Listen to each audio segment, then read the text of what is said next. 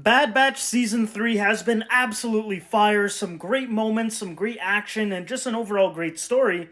And this morning we got a couple of new episodes and we were introduced to a new character wearing a helmet. Which obviously means there's going to be a face reveal, and I think I know who it is, so if you guys don't want to have it spoiled for you, make sure you leave this video right now. Okay, so in this episode, we know that this is a clone trooper because it's working with Commander Wolffe and a bunch of other clones, so we know that this has to be a clone. Now, what's the reason for them having an entirely different set of armor? I think that's because it is Tech. Now, a lot of you guys obviously know Tech died at the end of Season 2, but we all know in Star Wars no one actually dies, or at least 90% of the characters never actually die. And this is animation after all. It's much cheaper to bring a character back to life because they're not an actor. They don't gotta pay them millions of dollars. The body type looks the same, everything just sounds the same, and this character, this clone with the helmet, has a voice modulator on too. Like, that just tells you right there. Because, most of the clones have the same sound, they're the same voice. But the Bad Batch has different voices because they are different.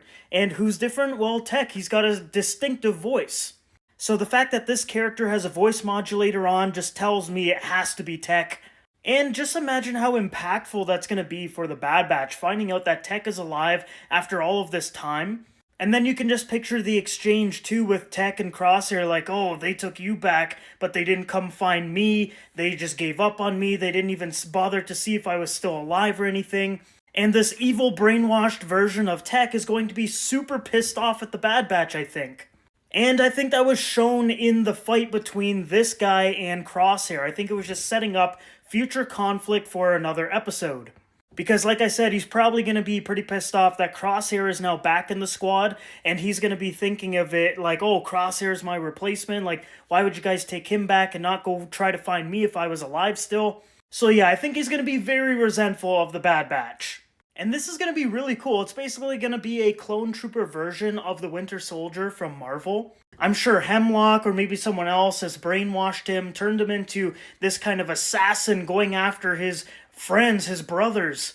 And it's just a really cool story, and I really hope that this clone trooper is actually Tech, because it would fit so well for this story. And maybe he lost some limbs too. That was a pretty big fall that he had at the end of Season 2. Ashen Flash on Twitter here says that if you look at the heat signature, you'll notice that they've got prosthetic legs. I wonder what could have happened to this clone, perhaps a long fall, meaning Tech, because you can see the heat signature isn't showing on the legs, so maybe Tech actually lost his legs in that fall at the end of Season 2. And in the episodes that he was in, he's always a very tech-focused clone trooper, like, much more than the others. And then on top of that, look at his posture. That, to me, looks like it's Tech. So guys, let me know what you think about this theory. I know a lot of people are thinking the same thing right now, but right after I watched those episodes, I was like, that has to be Tech, right? And then I saw a lot of people online talking about it, and I was like, okay, everyone's kind of on the same page right now, and I think this would be a fantastic reveal for Bad Batch Season 3. Tech dies to save the team, he gets found by the Imperials, and Hemlock brainwashes him, puts him on a team with Wolffe, makes him into an assassin. He resents the Bad Batch for not going out to look for him, but then taking Crosshair to basically replace him, and he's basically like the Winter Soldier in Star Wars. Like, that is epic. Let me know what you guys think about this theory down below.